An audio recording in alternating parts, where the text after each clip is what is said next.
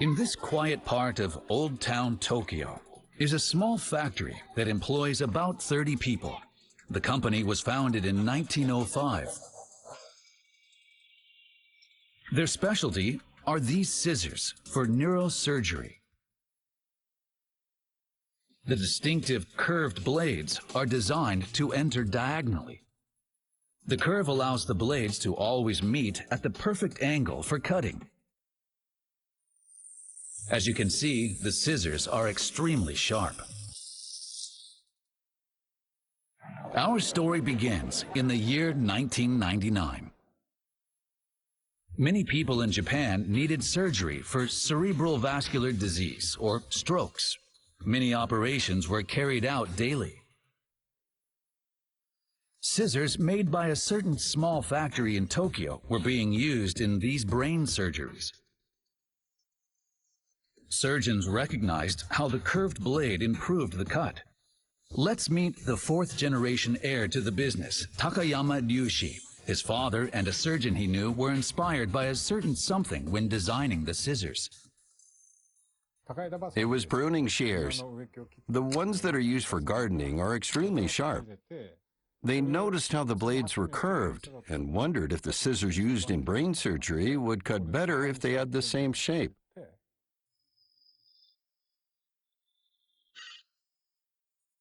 One day, however, Takayama received a phone call from a client.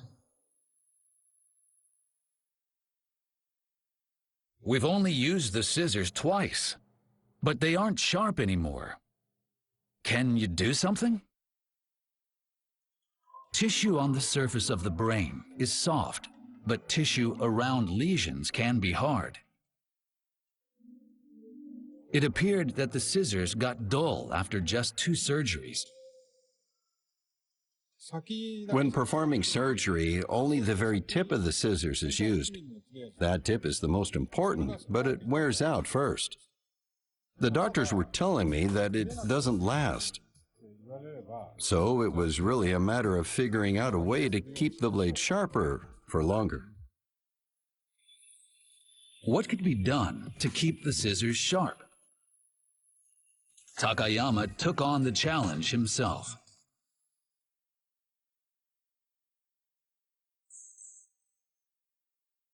First, Takayama gathered over 10 different metals and alloys.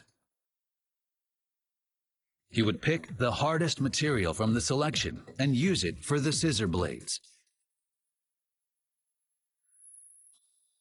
As he pressed the metals to the grinder, Takayama paid close attention to something.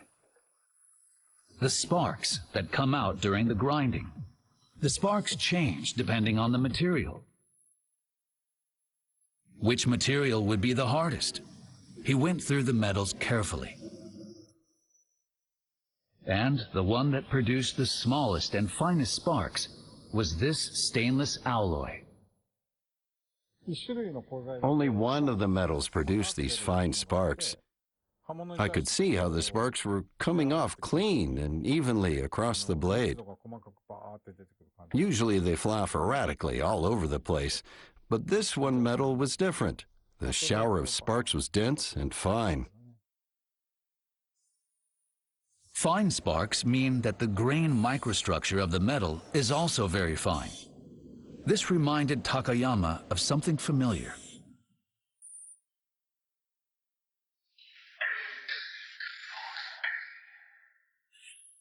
The impeccable sharpness of a Japanese sword.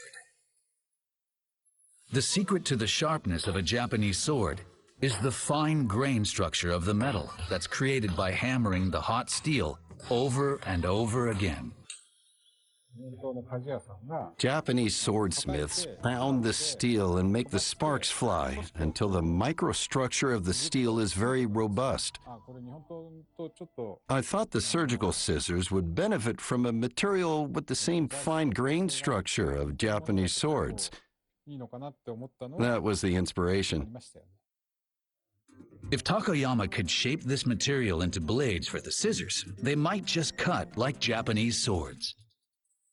The goal was to get the blades 10 times thinner than before, 0.08 millimeters. However, The hard material was difficult to grind and kept slipping.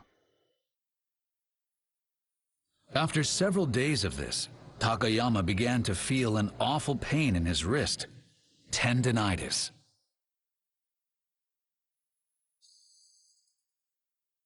Takayama worked through the pain and managed to finish his prototype.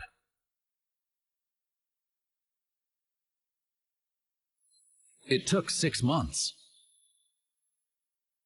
but he was able to finally achieve his goal and create blades that were 0.08 millimeters thick. Takayama took his new scissors to the doctor.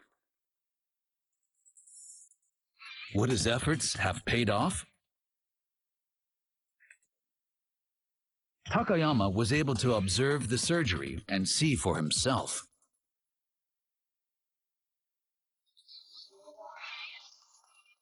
Even after 30 operations, the blades remained sharp. During his later observations, however, something else caught Takayama's attention. That was the suturing procedure to close up the incisions. The suture needle had to be held with forceps, and the needle slipped out of grip several times. It was hard to manipulate the needle. The doctor had to redo the suture once, so it wasn't going well. The needle and the forceps are made of the same metal, which causes them to slip. It occurred to Takayama that the surgery would go smoother if the forceps were improved. What was needed was to improve the grip of the surface holding the needle. The first idea was to melt a special metal with good grip onto the surface of the forceps. But there was a risk the added layer would come loose with time. Was there any other way? Takayama pondered this question for days, until suddenly he had a thought. Instead of adding a layer of special metal, what if he could infuse the properties of the special metal into the forceps themselves? At first, I melted down a metal called tungsten and applied it to the forceps, but it would be a disaster if it fell off inside the brain during surgery. I thought maybe I could use a special machine to ionize the tungsten and then let the ions seep into the metal of the forceps and become a part of it. That was the idea. Takayama put his plan into motion, ionizing the tungsten and infusing it into the forceps.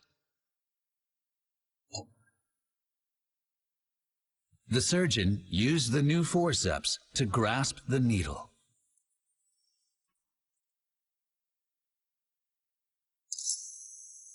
And it did not slip.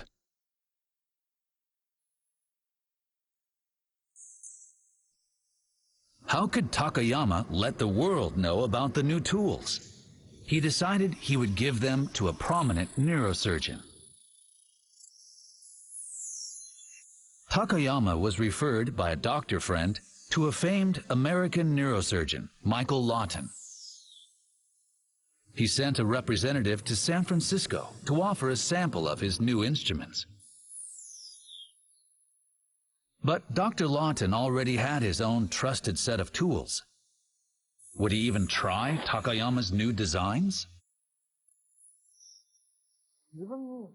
Doctors all have their own trusted tools. It's hard to convince them to use anything different.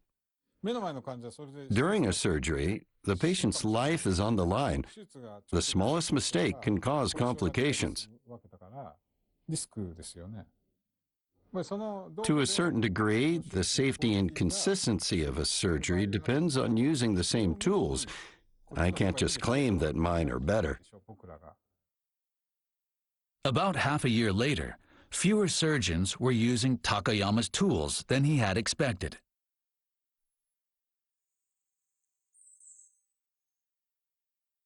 Chicago, May 2016. Takayama was showcasing his scissors and forceps at a neurosurgery convention. A doctor approached Takayama at his booth. Are these the same tools that Dr. Lawton uses? Takayama couldn't believe his ears. The doctor said, "Hey, Michael Lawton uses these, doesn't he?" I said, "Wait, he does?" Apparently the scissors were front and center in a demo video at the conference. If they truly were his scissors, Takayama would know as soon as he laid eyes on them. He headed straight to where Dr. Lawton's surgical demonstration was playing. With unblinking eyes, he stared at the footage.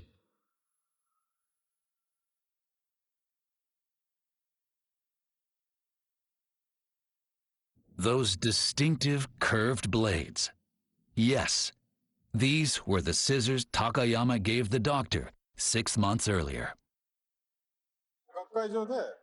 I was surprised to learn that Dr. Lawton was actually using my tools. I had no idea until I saw that footage.